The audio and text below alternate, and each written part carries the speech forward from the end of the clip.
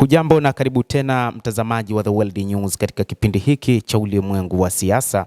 Mimi ni Adam Hussein. Moja kati ya ripoti tuliokuwa nayo ni kwamba ulimwengu wa magharibi umekuwa na uonevu dhidi ya Tehran kuhusu suala la nyuklia na kutaka kurejesha vikwazo, lakini pia wakitazama Israel ambayo ilikuwa katika mapambano ya kutaka Iran isiwe na silaha za nyuklia wakati taifa hilo lina silaha za kinyuklia. Wachambuzi wa mambo wamesema kwamba ulimwengu wa kimagharibi unafanya uonevu mkubwa katika eneo la Mashariki ya Kati na upendeleo. Ulimwengu wa kimagharibi unaongozwa na Marekani pamoja na mataifa kama vile Ujerumani, Uingereza pamoja na Ufaransa umekuwa ukifanya uonevu dhidi ya Iran wakati wakipambana kutaka eneo la Mashariki ya Kati lisiwe eneo la nyuklia, lakini tayari kuna taifa kama Israel lina silaha hizo za kinyuklia. Mamlaka ya Iran inajadili kinachofuata kufuatia makubaliano ya shirika la kimataifa la uangalizi wa nyuklia, huku wakilitaka eneo hilo kwenda zaidi ya kutoa taarifa kuhusu mashambulizi ya Israel dhidi ya Qatar. Lakini wakati waziri wa mambo ya kigeni wa Iran Abbas Araghchi alipokuwa akielekea katika mkutano wa dharura wa tume ya usalama ya taifa ya bunge mnamo siku ya Jumamosi jioni, wabunge wenye misimamo mikali walitafuta majibu iwapo wakala wa kimataifa wa nishati atomiki IAEA utaruhusu kuingia katika eneo hilo la nchi ya Iran, kutokana na kwamba ulitoa idhini ya kueleza kwamba Iran ina silaha za nyuklia.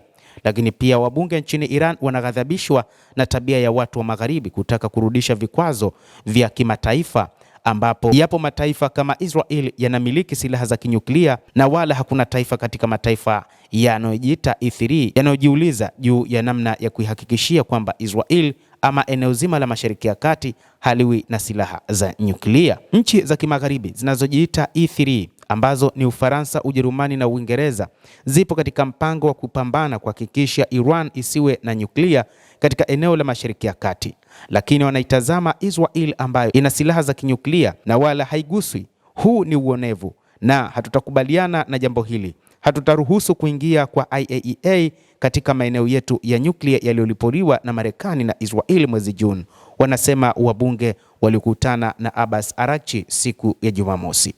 Araghchi alikuwa amefikia makubaliano na IAEA mjini Cairo, Misri siku ya Jumanne ya wiki iliyopita kujaribu kurejesha ushirikiano ambao ulikuwa umesitishwa baada ya Tehran kushutumu shirika la uangalizi wa nyuklia na mkuu wake Rafael Gross kwa kuandaa njia ya mashambulizi.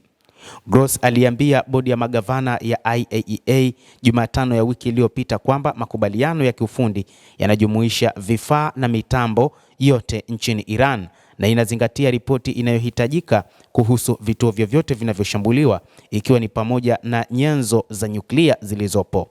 Lakini Araghchi aliambia televisheni ya taifa ya Iran kwamba wakaguzi wa wakala hao hawana uwezo wa kufikia maeneo ya nyuklia ya Iran zaidi ya kiwanda cha nyuklia cha Bushehr. Hata hivyo, wabunge nchini humo hawakutaka kabisa IAEA kuingia katika taifa hilo.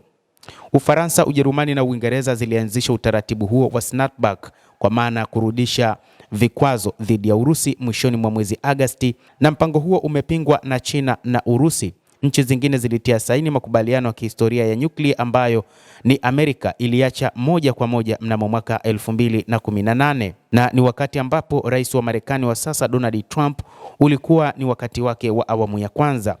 Nchi za Ulaya zinazojulikana kama E3 ziliipa Iran mwezi mmoja kufikia makubaliano mapya kuhusu mpango wake wa nyuklia, la sivyo itakabiliwa na vikwazo vya kimataifa. Iran inashikilia kuwa watatu hao watapoteza uhalali iwapo watapitia tishio hilo, na itaipa Marekani nguvu na kuitenga Ulaya katika mazungumzo ya baadaye ya diplomasia.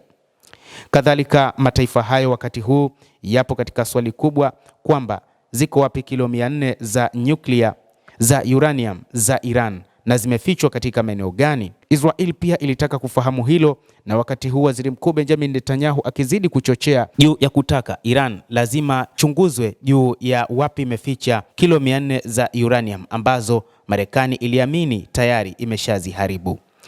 Mvutano unazidi kuongezeka katika Mashariki ya Kati juu ya suala la nyuklia kati ya Israel pamoja na Iran, huku wabunge nchini Iran wakiona kwamba kumekuwa na uonevu unaofanywa na mataifa ya Ulaya pamoja na Marekani, na wakisema kwamba hawawezi kukubaliana na uonevu kama huo, na wanasema kwamba lazima waendelee na mpango wao wa nyuklia ambao sio wa silaha. Araghchi alitangaza siku ya Alhamisi ya wiki iliyopita kwamba Iran na Ufaransa ziko karibu kukubaliana juu ya kubadilishana wafungwa na kuelezea matumaini kwamba mabadilishano yatatokea katika siku zijazo. Mwanadiplomasia huyo mkuu wa Iran hakueleza kwa undani ni wafungwa gani wa Ufaransa waliokuwa wameshikiliwa nchini Iran wataachiliwa, lakini alisema mazungumzo hayo yatajumuisha Mahadin Esfandiar, mwanamke wa Iran aliyekamatwa nchini Ufaransa kutokana na machapisho kuhusu vita vya Israel vya mauaji ya halaiki huko Gaza.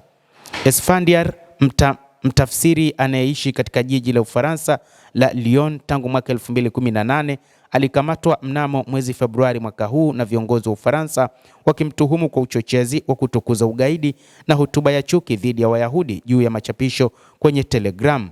Alieleza namna ambavyo mataifa hayo ya Ulaya yanavyokuwa na chuki dhidi ya Iran na kutaka Iran iachane na mpango wa nyuklia, wakati Israel inamiliki silaha za kinyuklia huku ikiachwa ikiendelea kuwa na silaha zake hizo za nyuklia. Hata hivyo, alikuwa akihoji ni nini ambacho Israel ina hofu dhidi ya Iran wakati yenyewe inamiliki silaha za nyuklia.